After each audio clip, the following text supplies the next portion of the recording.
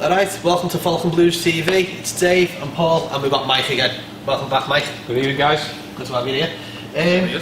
So, let's just start with pretty much, let's go from the top. So, Everton Bournemouth 2-2. More ridiculous decisions, more crazy fucking defending, everything else. Right, I must say, right, I've just swore there. I was actually told off by my 6-year-old daughter this afternoon, just before I said, Dad, I watched you before and you said the F word. So from now on, I'm not going to say the F word. The only F word I'm going to say is Farhad and football. I've actually been told off for using my language as well, being foul language. Yeah, that was by me. Yeah, it was. if anyone's offended by that, get a life. Not that you don't like. But no, you know, we swear sometimes, it happens. Yeah, whatever. I'm really fucking sorry. I'm really fucking sorry. I'm sorry. It's what Everton does to you. So, kids, sorry. Just don't watch. No, stop. Go and watch someone. Earmuffs. Kids, go and watch someone opening a bag of Smarties or something, or whatever friggin' toys you want to watch. You know. Or earmuffs. Yeah. Or just, if you see my face, just don't watch it. Simple as that. But back to football. Alright, so 2-2, Everton Bournemouth. Mike, what's your thoughts on that one, mate?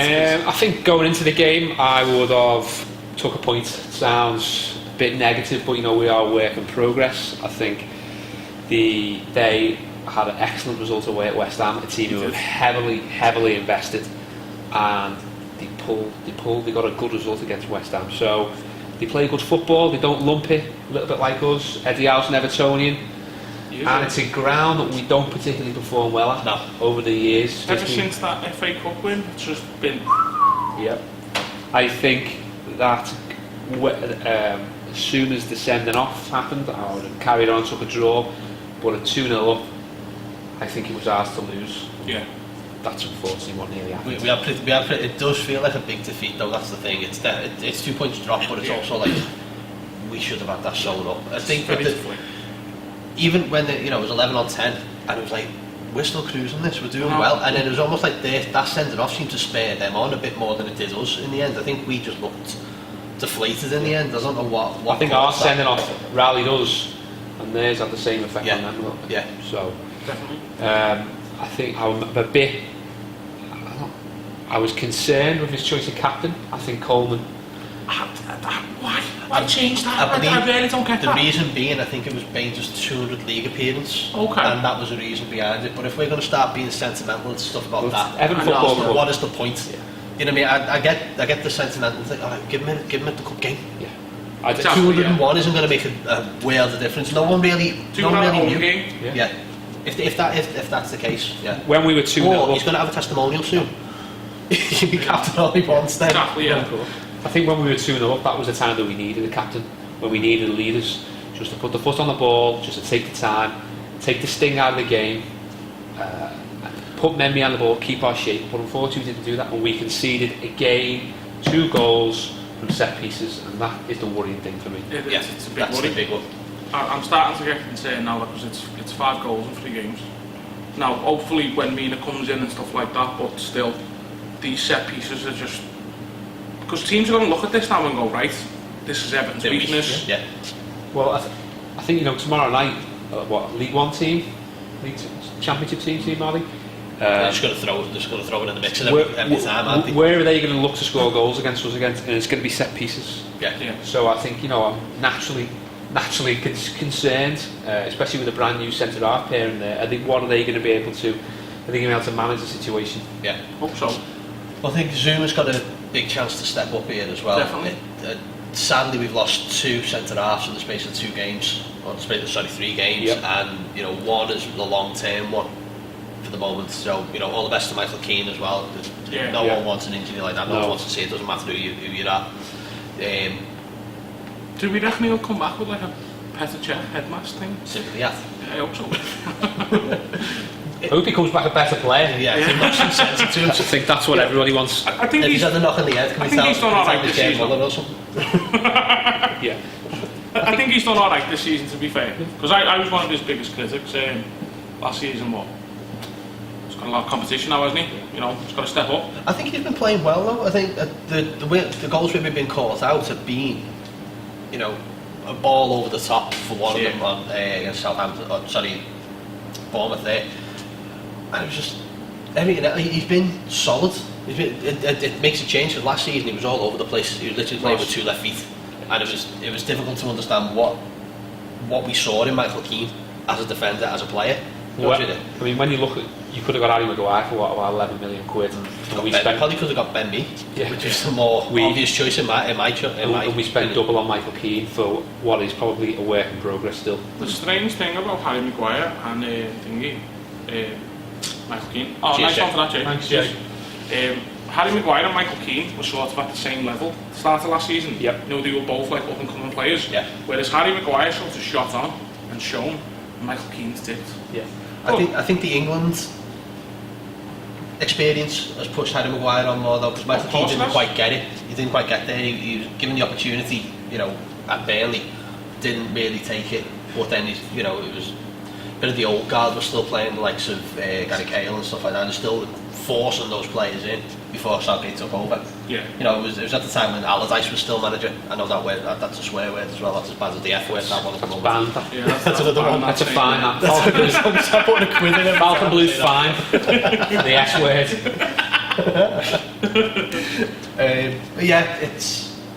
Richarlison's also apologised on Twitter today as well, which it's naive of him, wasn't it? You know, because now when he comes back, a lot of players now are going to look and go, "Oh, we can wind him up."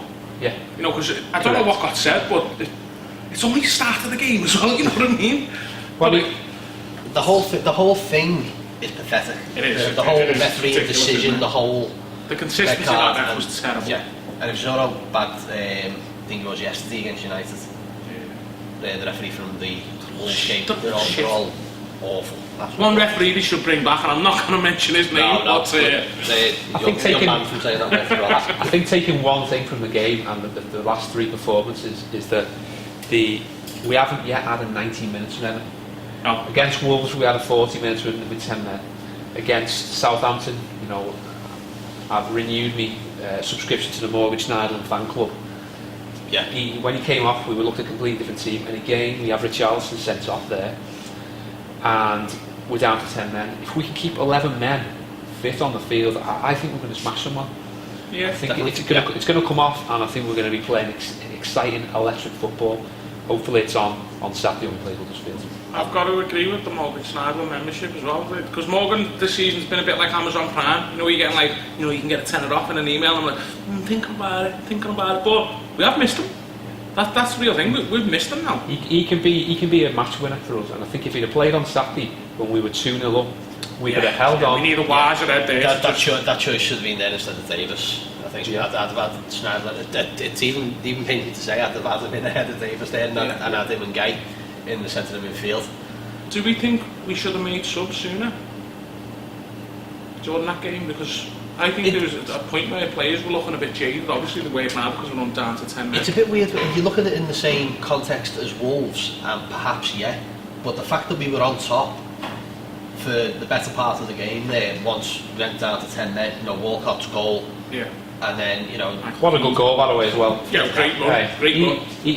We've signed a player there who I'm surprised that Arsenal let him go, because he's a completely different dimension to our forward play now. Yeah. You know, he's got 2 goals in 2 games. He looked good against Wolves. Got a good assist as well against Southampton as well. I think Emery would have preferred him in the side. You know, I think Wenger's seen it as like, you know, I've done all I can with Theo Walcott. I'm going to have to let him go. But I think Emery's probably kicking himself that he let him. That we've got him.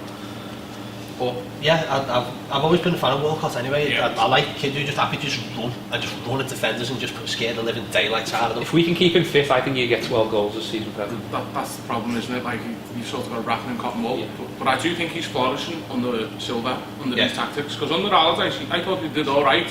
But if you're playing with those tactics where it's like, all right, lads, you know, kick and rush. It's Swansea, because you know, let's get back, let's play safe. We're playing Swansea. Like, fuck that.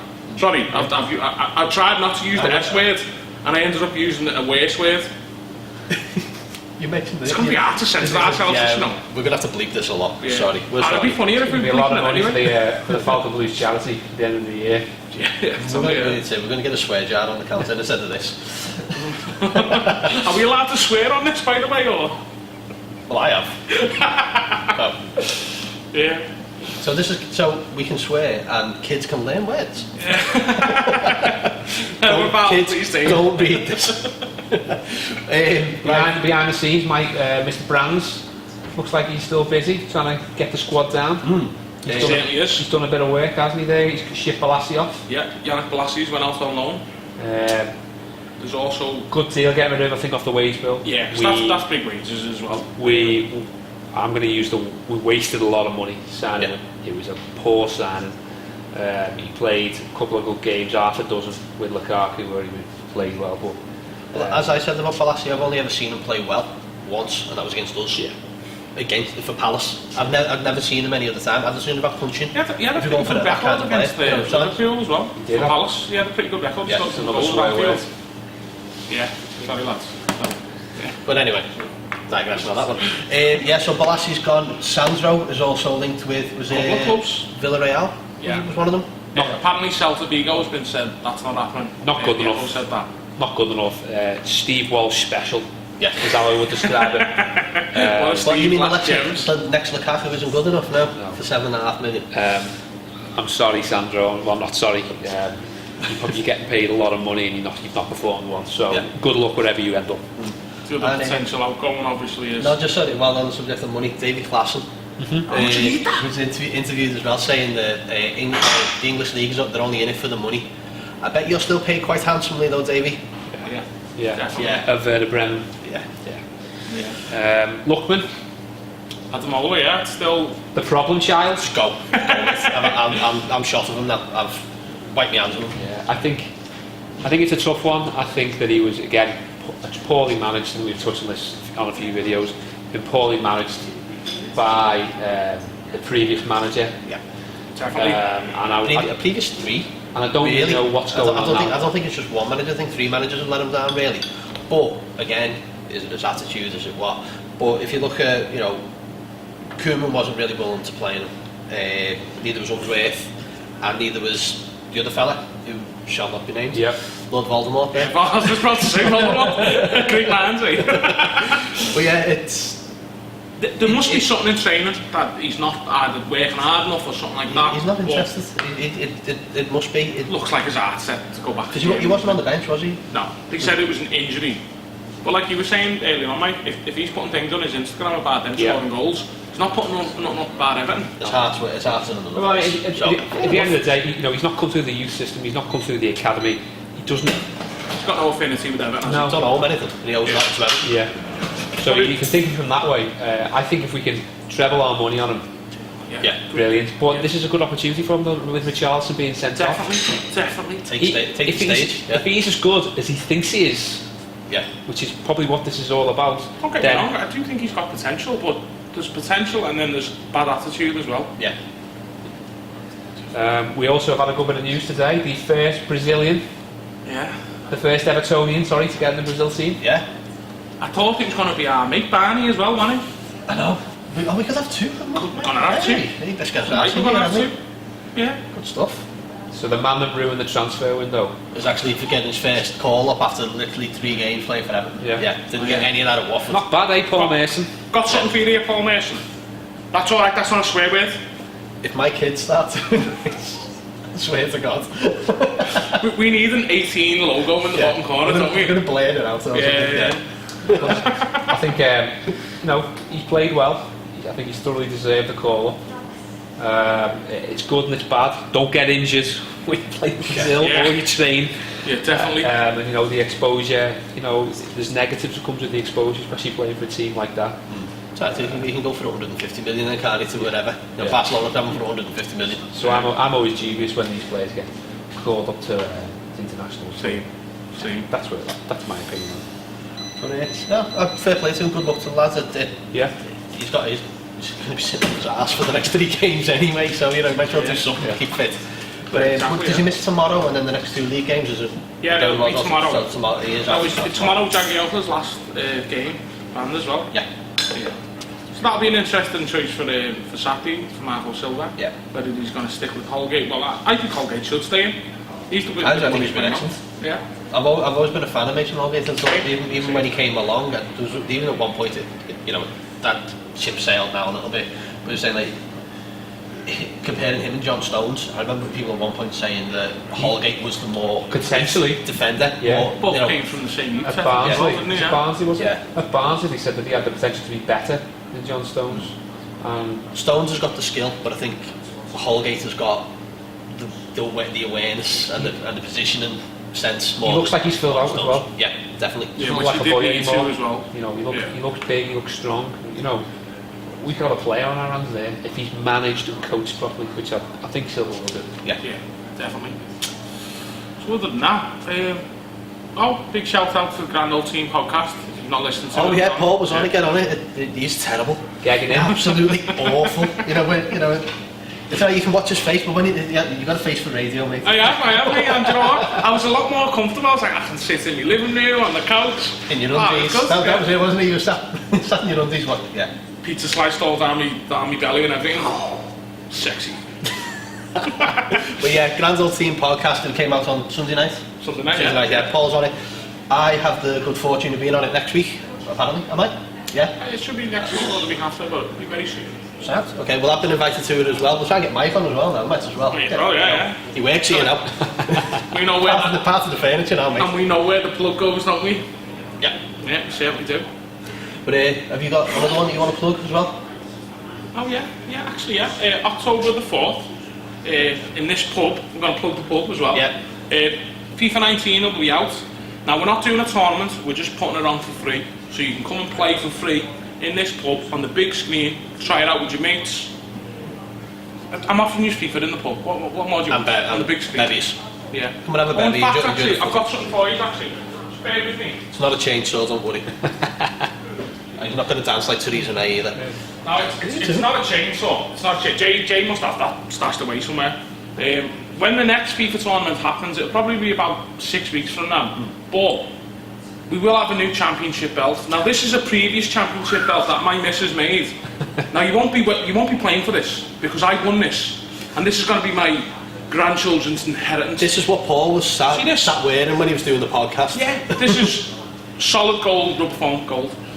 Look at those diamonds. It's got more carats than Bugs Bunny. But we will have a new championship belt. 18 carat Kenrite. Yeah.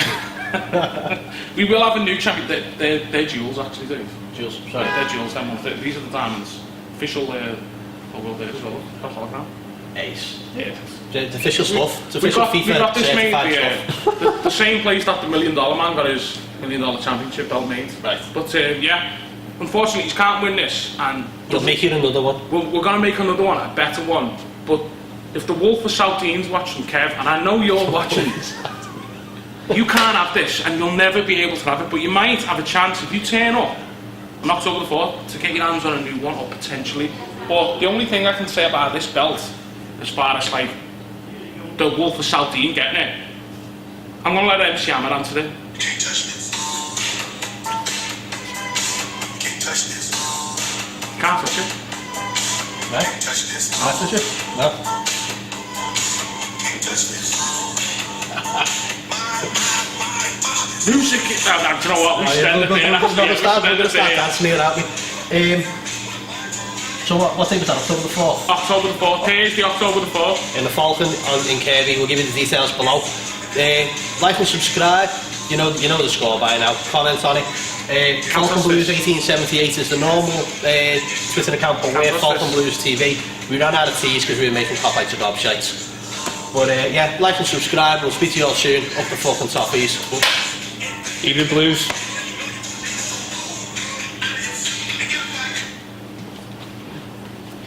Got to put this back on the vault.